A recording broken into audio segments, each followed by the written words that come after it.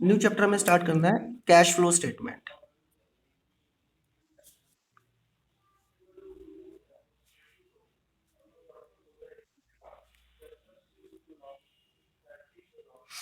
और ये जो कैश फ्लो स्टेटमेंट हमें पढ़ना है ये as per accounting standard number 3 पढ़ना है। यानी कि अकाउंटिंग स्टैंडर्ड नंबर 3 हमें बताता है कि कैश फ्लो स्टेटमेंट कैसे बनाया जाएगा। ठीक है ना। अच्छा, एक चीज और भी है, प्लस जो इंड एएस 7 है, ये भी हमें बताता है कि कैश फ्लो स्टेटमेंट कैसे बनाया जाएगा। ये दोनों अलग अलग हैं, यस ठीक है ना। ये इंड एएस है नंबर 7, ये आपको याद रखना है। और एक अकाउंटिंग स्टैंडर्ड नंबर 3।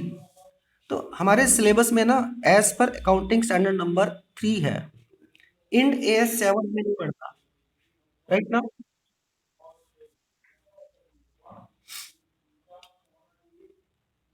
और इस चैप्टर का जो वेटेज है ना वो 8 मार्क्स है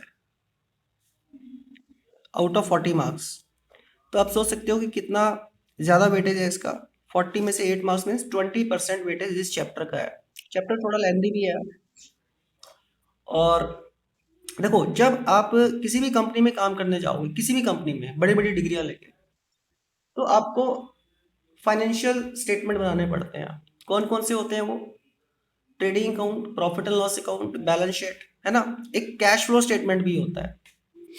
तो कैश फ्लो स्टेटमेंट क्या होता है, कैसे बनाया जाता है, अकॉर्डिंग टू AS3, ये हमें समझना है। ठीक है। लेकिन इसको समझने से पहले हमें ना कुछ स्पेशल पॉइंट समझने पड़ेंगे। वो स्पेशल पॉइंट्स बहुत ज़्यादा ज़रूरी हैं, क्योंकि जब तक हमें वो स्पेशल पॉइंट समझ में नहीं आएंगे हम इस कैश फ्लो स्टेटमेंट यानी कि AS3 को समझ ही नहीं सकते। तो वो स्पेशल पॉइंट्स कौन कौन से हैं वो हम देख लेते हैं। ठीक है ना। अकॉर्डिंग टू AS3, देखो स्पेशल पॉइंट नंबर 1, पहला स्पेशल पॉइंट है cash and cash equivalent. Cash and cash equivalent ये क्या होता है, इस वर्ड का मीनिंग क्या है, कैश एंड कैश इक्विवेलेंट का, ये हमें समझना है। ठीक है। देखो इसको डेफिनेशन की तो हम बाद में जाएंगे, डेफिनेशन तो आप खुद लिख दोगे। पहले मैं आपसे एक बात पूछता हूँ, अगर आपके पास बैंक बैलेंस है, आप मुझे बताना, आपके पास अगर बैंक में बैलेंस है, आप मतलब कंपनी के पास बैंक में पैसे हैं, सपोज कितने पैसे हैं, 10 करोड़ रुपीज हैं। ठीक है ना। तो कंपनी एनी टाइम इस बैंक बैलेंस को क्या कैश में कन्वर्ट कर सकती है? बताओ, या नहीं? सोचो। अरे बैंक में पैसे हैं, एनी टाइम कैश में कन्वर्ट हो सकते हैं, नहीं हो सकते? चेक के थ्रू, ऑनलाइन ट्रांजैक्शन के थ्रू, मतलब इसको एनी टाइम कैश में कन्वर्ट किया जा सकता है। समझ रहे हो ना। तो जो बैंक बैलेंस है ना, बेशक ये कैश नहीं है लेकिन कैश के इक्विवेलेंट है। राइट ना। अच्छा, मैं एक दूसरा एग्जांपल अगर आपसे पूछूं, सपोज एक कंपनी के पास बिल्डिंग है, बिल्डिंग, और इस बिल्डिंग की वैल्यू है सपोज 5 करोड़ रुपीस। आप सोच के मुझे जवाब दो, क्या इस बिल्डिंग को एनी टाइम कैश में कन्वर्ट किया जा सकता है? बताओ। एनी टाइम कर सकते हैं? इसको तो एनी टाइम कैश में कन्वर्ट नहीं कर सकते, क्यों? क्योंकि बिल्डिंग को बेचने के लिए कोई सुटेबल परचेजर चाहिए, है ना। उसमें हो सकता है 2 महीना लगे, 4 महीना लगे, साल लग जाए, कुछ नहीं पता। तो इसको हम एनी टाइम कैश में कन्वर्ट नहीं कर सकते। क्लियर। तो कैश एंड कैश इक्विवेलेंट का मतलब क्या होता है, अब मैं इसकी डेफिनेशन बता रहा हूँ आपको। कैश एंड कैश इक्विवेलेंट की डेफिनेशन एज पर AS3। AS3 कहता है, कैश एंड कैश इक्विवेलेंट की डेफिनेशन बता रहा हूँ। It means, it means highly liquid assets,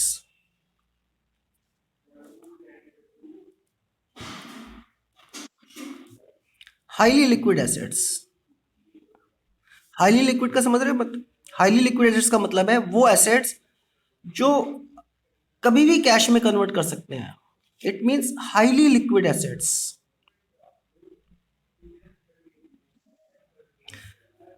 readily convertible,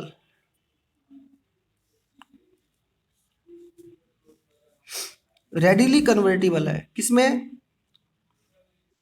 into known amount of cash. मतलब वो हाईली लिक्विड एसेट्स जो कि रेडिली कन्वर्टिबल है, मतलब ऐसे एसेट्स जिसको हम इजीली कन्वर्ट कर सकते हैं किसमें? नोन अमाउंट ऑफ कैश, मतलब हमें पता है कि कितने कैश में कन्वर्ट हो जाएगी। ऐसे एसेट्स को कहा जाता है cash and cash equivalent. Clear है ये बात? अच्छा, इसमें एग्जांपल्स कौन कौन से होंगे कैश एंड कैश इक्विवेलेंट के? एक तो हो जाएगा कैश ऑन हैंड, मतलब कंपनी के पास जो कैश पड़ा हुआ है, हार्ड कैश। दूसरा हो जाएगा बैंक बैलेंस, मतलब बैंक में जो पैसे डिपॉजिट्स हैं। हाँ, ये ध्यान रखना है, कैश इन ऑन हैंड या कैश एट बैंक, दोनों ही कैश एंड कैश इक्विवेलेंट के अंदर आएंगे। इसके अलावा भी कुछ और एसेट्स आते हैं, पता है कौन से? एक आता है शॉर्ट टर्म इन्वेस्टमेंट।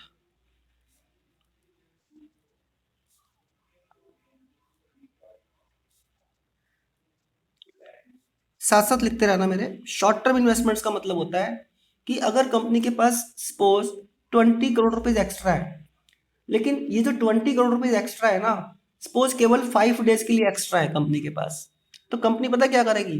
5 डेज के लिए इस 20 करोड़ रुपीज को इन्वेस्ट कर देगी। कहाँ पे? नॉर्मली गवर्नमेंट सिक्योरिटीज में इन्वेस्ट किया जाता है, ठीक है ना? 5 दिन का इंटरेस्ट मिल जाएगा, ठीक है ना? तो इसको बोलते हैं शॉर्ट टर्म इन्वेस्टमेंट, जो वेरी शॉर्ट टर्म के लिए इन्वेस्ट किया जाता है। जरूरी नहीं कि 5 डेज हो सकता है 6 डेज हो, 10 डेज हो, 20 डेज हो, 15 डेज हो, कुछ भी हो सकता है, लेकिन शॉर्ट टर्म के लिए होगा। ठीक है, शॉर्ट टर्म इन्वेस्टमेंट। इसी में शॉर्ट टर्म इन्वेस्टमेंट का एक नाम और भी होता है, मार्केटेबल सिक्योरिटी।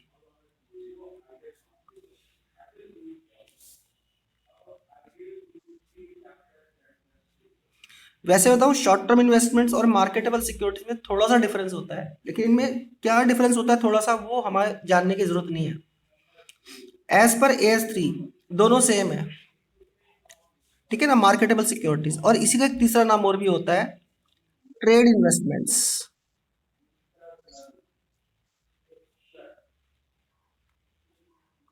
ठीक है, इसके बाद और भी कौन से आएंगे कैश एंड कैश इक्विवेलेंट में? वो आ जाएगा स्टॉक ऑफ गोल्ड। अगर किसी कंपनी के पास गोल्ड का स्टॉक है, तब सोचो कि अगर 1,000 करोड़ रुपए का भी गोल्ड है ना, तो वो एनी टाइम कैश में कन्वर्ट किया जा सकता है, क्योंकि इस गोल्ड की रेडी मार्केट होती है। ऑनलाइन आप बेच सकते हो गोल्ड को, ठीक है ना? इजीली सेल हो जाएगा। गोल्ड हो या सिल्वर हो या कोई भी ऐसा प्रेशियस मेटल हो, ठीक है? ये सारे होते हैं कैश एंड कैश इक्विवेलेंट। कोई डाउट? अच्छा, नेक्स्ट वर्ड हम समझते हैं, आगे बढ़ते हैं। अच्छा, इतना नोट कर लो, फिर अगला पेज मुझे पलटना है। सेकंड वर्ड हम समझ रहे हैं। सेकंड वर्ड है flow of cash. Flow of cash का क्या मतलब है? देखो, फ्लो ऑफ कैश है ना, मेनली दो पार्ट से हम स्टडी करते हैं। एक तो होता है inflow of cash. Inflow of cash का मतलब होता है कैश रिसीव होना, ठीक है ना? जब हम बिजनेस करते हैं तो हमें बहुत सारे तरीके से कैश रिसीव होता है, जैसे गुड्स सेल करे, डेटर से कलेक्ट हो गया, कमीशन रिसीव हुआ, इंटरेस्ट रिसीव हुआ, पता नहीं कहाँ कहाँ से कैश रिसीव होता है। तो वो हो गया इनफ्लो ऑफ कैश। दूसरा क्या होता है? Outflow of cash. Outflow of cash का मतलब होता है जो कैश हमने पे कर दिया, यानी कि कैश जो हमने पेमेंट्स की, ठीक है ना। पेमेंट्स बिजनेस में, आप सोचो आप बिजनेस कर रहे हैं अगर हम, तो हजारों तरह की पेमेंट होती है। वर्कर्स की सैलरी देनी है, गुड्स परचेज करने हैं, क्रेडिटर्स को पेमेंट करना है, इलेक्ट्रिसिटी बिल पे करना है, टेलीफोन बिल पे करना है, मैं क्या बताऊं, हजारों तरह की पेमेंट्स होती है, ठीक है ना। तो कैश का इनफ्लो होना और कैश का आउटफ्लो होना, दोनों को मिला के क्या बोलते हैं, flow of cash, right. Next word पे आते हैं हम। नेक्स्ट वर्ड है हमारा कैश फ्लो स्टेटमेंट। देखो थ्योरी हम साथ साथ ही करेंगे इस चैप्टर की। Cash flow statement, cash flow statement जो हमारे चैप्टर का नाम है, इसका मतलब क्या है। स्टेटमेंट का मतलब तो आप जानते हो ना, स्टेटमेंट का मतलब एक ऐसा डॉक्यूमेंट जो हमें बताता है कि कैश का फ्लो कैसे कैसे हुआ है, मतलब कैश का इनफ्लो कैसे हुआ है और कैश का आउटफ्लो कैसे हुआ है पूरे साल में, ठीक है। तो इसका डेफिनेशन हुआ, इट इज अ स्टेटमेंट, साथ साथ नोट करते जाना, it is a statement that show flow of cash, flow of cash का मतलब है inflow of cash plus outflow of cash, ठीक है ना। Flow of cash during the accounting year, मतलब पूरे साल भर में कैश का फ्लो कैसे कैसे हुआ है, इसको शो करने वाली स्टेटमेंट को कहा जाता है cash flow statement. Clear.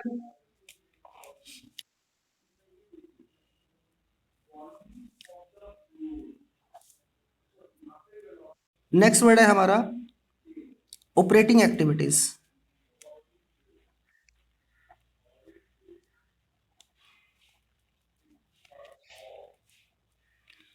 Operating activities किसको कहा जाता है, according to accounting standard number 3। देखो आप सोचो कि आपने बड़ी बड़ी डिग्रियां ले ली, ठीक है, अपना स्कूल कंप्लीट कर लिया, कॉलेज कंप्लीट कर लिया, बड़ी डिग्रियां ले ली, आप बिजनेस करने लग गए।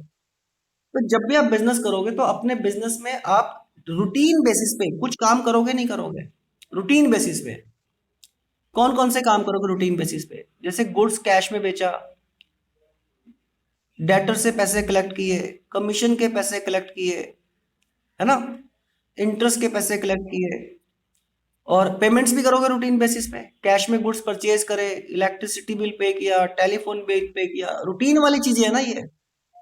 तो जो रूटीन वाले एक्टिविटीज होते हैं ना, उसको कहा जाता है ऑपरेटिंग एक्टिविटीज। आप लिख लो मेरे साथ साथ, इट मीन्स, रूटीन बोल दो या डे टू डे बोल दो।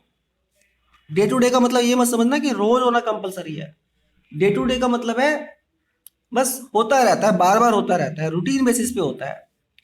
डे टू डे एक्टिविटीज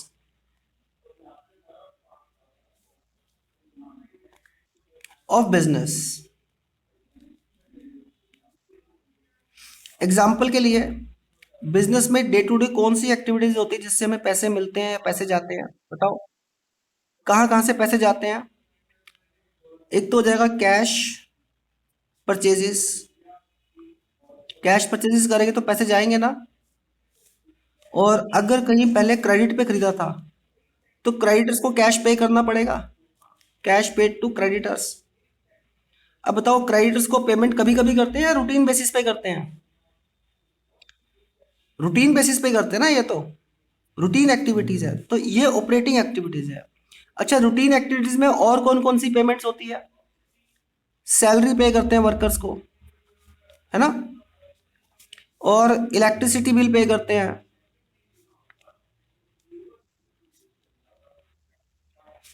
और क्या पे करते हैं, एडवर्टाइजमेंट एक्सपेंस पे करते हैं,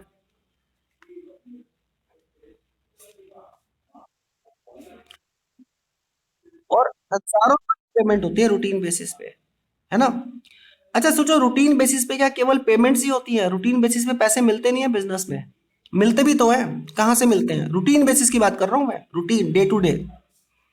एक तो हो जाएगा कैश सेल्स ऑफ गुड्स, मतलब गुड्स कैश में सेल कर दिया तो पैसे मिल गए, रूटीन बेस पे मिलते हैं ना ये। हाँ, और अगर हमने पहले कभी क्रेडिट पे गुड्स बेचे हुए थे तो जिनको हमने क्रेडिट पे गुड्स बेचे हुए थे, यानी कि हमारे डेटर्स जो थे, उनसे भी तो पैसे हम रिसीव करेंगे, वो भी तो रूटीन बेसिस पे होते हैं, है ना। कैश कलेक्टेड फ्रॉम डेटर्स, और कमीशन भी रिसीव करते हैं,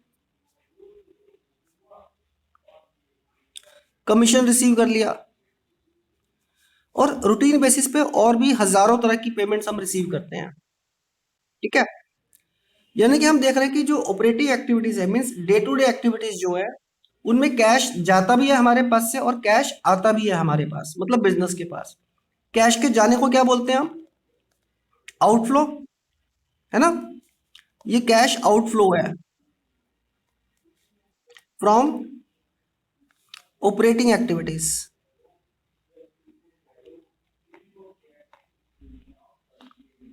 और ये क्या हो गया? कैश आ भी रहा है हमारे पास रूटीन एक्टिविटीज में, तो इसको हम क्या बोल देंगे? Cash inflow from operating activities.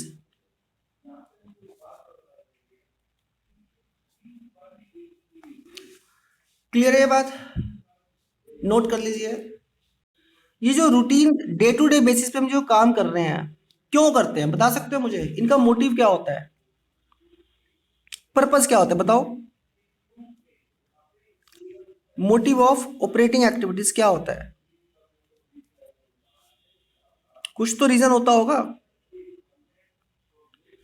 Routine basis पे हम ये सारे काम कर रहे हैं, क्यों करते हैं बताओ। वर्कर्स को सैलरी पे कर रहे हैं, क्यों दे रहे हैं? कि वर्कर्स का फायदा हो जाए, वर्कर्स का घर चल जाए, इसलिए देते हैं क्या सैलरी उसको? सोचो, क्यों कर रहे हैं रूटीन बेसिस पे ये काम? मैं बताऊं, कि वर्कर्स हमारे लिए काम करें, खून पसीना बहाए और हमें प्रॉफिट हो। मतलब ये रोज रोज जो हम काम करते हैं ना बिजनेस के अंदर रूटीन बेसिस पे, इनका केवल और केवल एक ही मोटिव होता है, बिजनेस प्रॉफिट अर्न करना, ठीक है। तो मोटिव क्या हो गया ऑपरेटिंग एक्टिविटीज का? To earn business profits.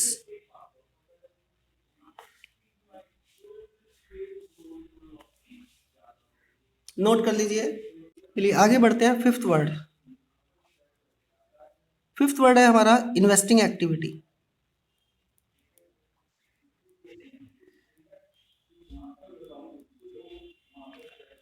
अब नाम से देखो पता लग रहा है इन्वेस्टिंग एक्टिविटीज का मतलब क्या है। देखो जब हम बिजनेस करते हैं, तो फिर हमें ना कुछ फिक्स एसेट्स परचेज करने होते हैं। वो डे टू डे बेसिस पे नहीं खरीदते, 2 साल में, 4 साल में, 5 साल में या 10 साल में एसेट्स परचेज करते हैं, फिक्स एसेट। जैसे कि मशीन परचेज करेंगे, फर्नीचर परचेज करेंगे, बिल्डिंग परचेज करेंगे, और हो सकता है कि कार परचेज करें, है ना।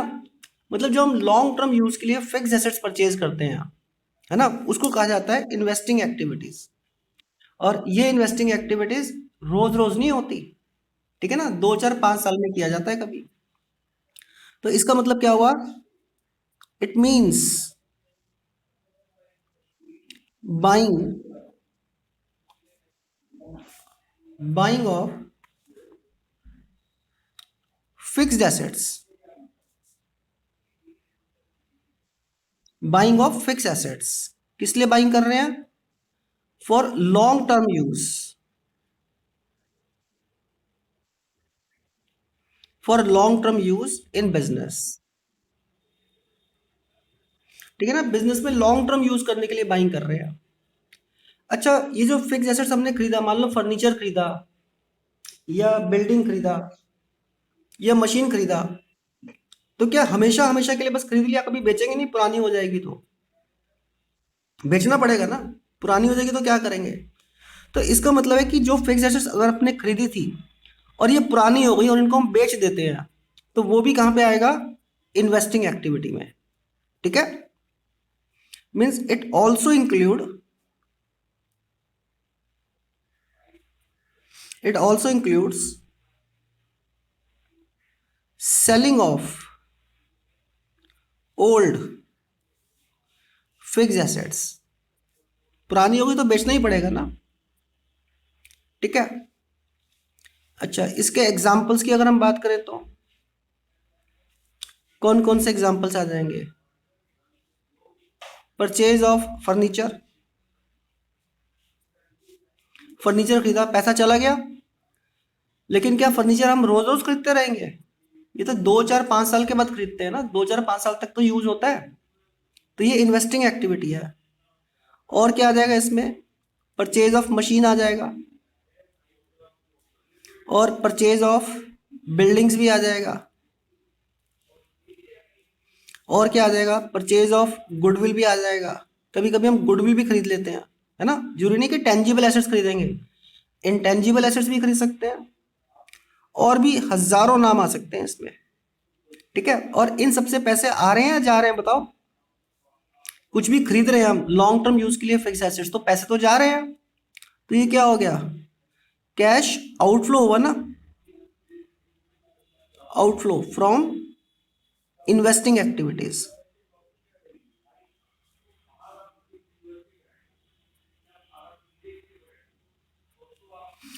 अच्छा, क्या इन्वेस्टिंग एक्टिविटी से पैसे जाएंगे ही जाएंगे? कभी आ नहीं सकते। मैंने बताया था आपको, ये जो हमने परचेज किए ये सारी चीजें, अगर ये पुरानी हो जाती है तो हम इनको बेच देंगे और नहीं लेंगे। तो इनको पुराना होने पे अगर हम बेचेंगे तो पैसे आएंगे ना फिर तो। ठीक है, तो ये हो जाएगा सेल ऑफ फर्नीचर, और sale of machine, sale of building. हाँ, गुडविल भी सेल कर सकते हैं हम, sale of goodwill. Normally goodwill बेचा नहीं जाता, लेकिन बेच सकते हैं, एटसेट्रा। ये भी हम रोज रोज तो नहीं बेचेंगे ना, कभी कभी बेचेंगे। फर्नीचर पुराना हो गया, रोज रोज पुराना कोई होगा? 4 5 साल यूज करने के बाद बेचेंगे, है ना? तो इनको जब हम सेल करेंगे तो इससे पैसे आएंगे हमारे पास। तो ये क्या हो जाएगा हमारा? Cash inflow from investing activity.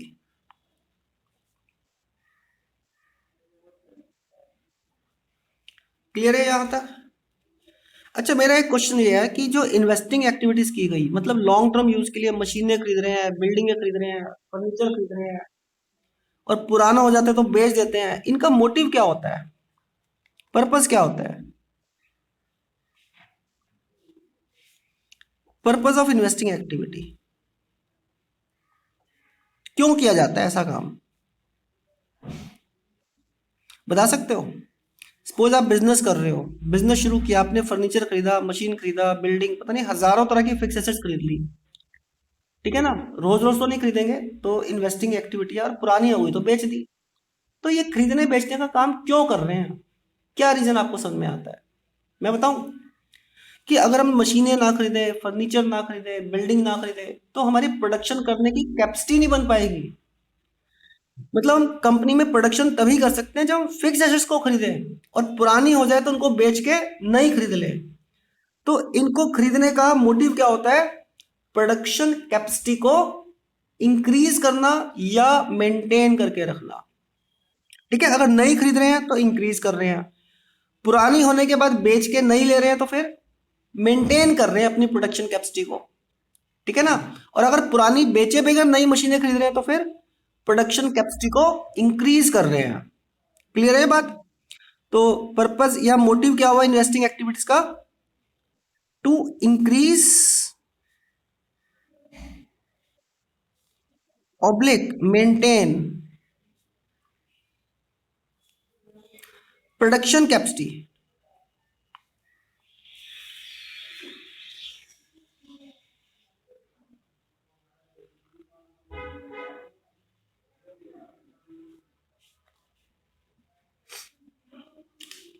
Clear है? इसे आप नोट कर लीजिए।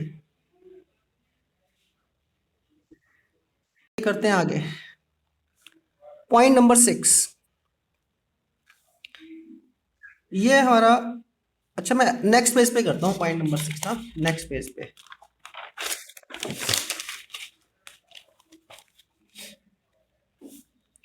6 पॉइंट, ये बेटा हमारा फाइनेंसिंग एक्टिविटी।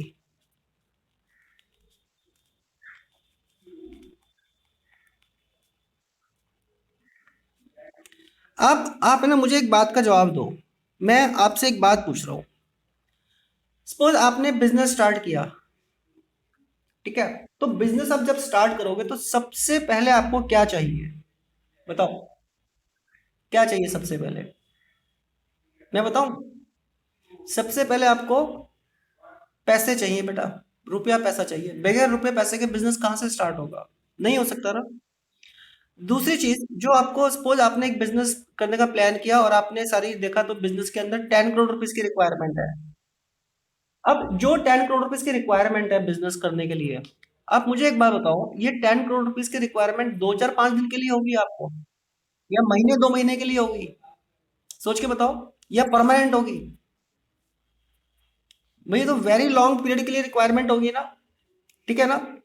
तो बिजनेस करने के लिए जो पैसा चाहिए ना, लॉन्ग टर्म यूज के लिए, ठीक है ना, वो कहाँ से अरेंज होगा? या तो आप बिजनेस के ओनर हो, आप अपने घर से लगाओगे पैसे, मतलब कैपिटल, ठीक है ना। 10 करोड़ में से सपोज बनेगा कि आपने 5 करोड़ रुपीज कैपिटल लगा दी, बाकी के 5 करोड़ कहाँ से लाओगे? वो आप बैंक से लोन लोगे, और जो लोन लोगे वो 2 4 महीने के लिए नहीं लोगे, लॉन्ग टर्म के लिए लोगे, है ना। ऐसा ही होता है ना। तो बिजनेस करने के लिए जो पैसा हमें चाहिए लॉन्ग टर्म यूज के लिए, वो कहाँ से अरेंज किया जाएगा? ये सारे काम जब किए जाते हैं ना, तो इसे कहा जाता है फाइनेंसिंग एक्टिविटीज। समझ में आई मेरी बात? देखो, AS3 क्या कहता है? It means activities which changes the composition of debt and equity। अब जानते हो डेट का मतलब क्या होता है? लॉन्ग टर्म लोन्स, है ना, रेशियो एनालिसिस में पढ़ा था। और इक्विटी का मतलब क्या होता है? ऑनर का पैसा, मतलब जो बिजनेस का मालिक है उसका पैसा, यानी कि शेयर होल्डर्स फंड। मतलब ऐसा कोई भी काम जिससे या तो हमारा डेट कम हो जाए, ज्यादा हो जाए, या इक्विटी कम हो जाए, ज्यादा हो जाए, ऐसा कोई भी काम क्या कहलाता है? Financing activities. एग्जाम्पल के लिए, सपोज हमने क्या किया, इशू किया इक्विटी शेयर को पैसे इकट्ठे करने के लिए, तो पैसे आए हैं ना। और क्या इशू करते हैं? इश्यू ऑफ इक्विटी करते हैं। क्या प्रेफरेंस शेयर्स भी इशू किए जा सकते हैं? प्रेफरेंस शेयर्स इशू किया, यहां से भी पैसे आएंगे। और डिबेंचर्स इशू कर सकते हैं, ये लोन होता है, पैसे तो आएंगे, डिबेंचर्स इशू करेंगे। और लोन्स टेकन, बैंकों से लोन ले लिया लॉन्ग टर्म के लिए, यहां से भी पैसे आएंगे। मतलब कई तरीके से पैसे आ सकते हैं। ये सारे एग्जांपल्स किसके हैं? किसके हैं बताओ? कैश इनफ्लो के। कहां से इनफ्लो हुआ ये? From financing activities.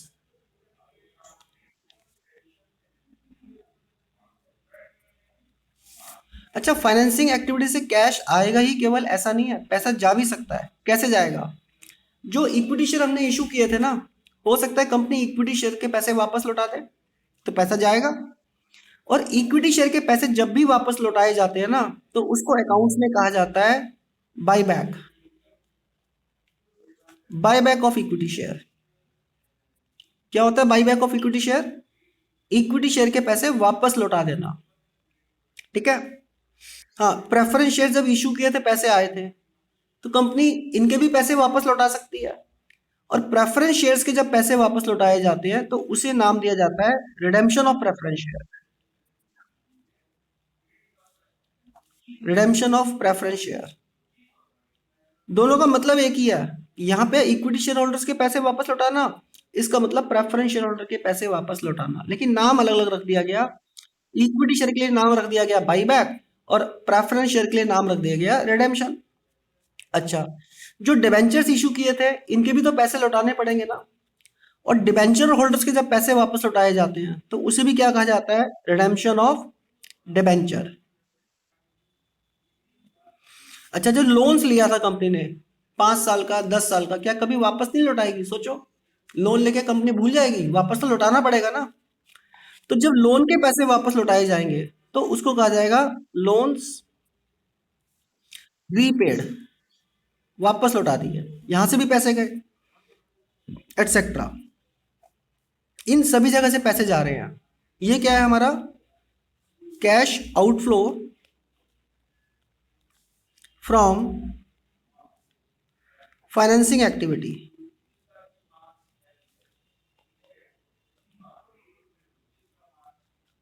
क्लियर?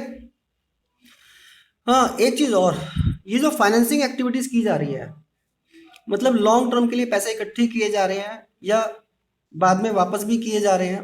क्यों किए जाते हैं ये पैसे, बताओ? क्यों करती है कंपनी ये काम? इसका मोटिव क्या होता है?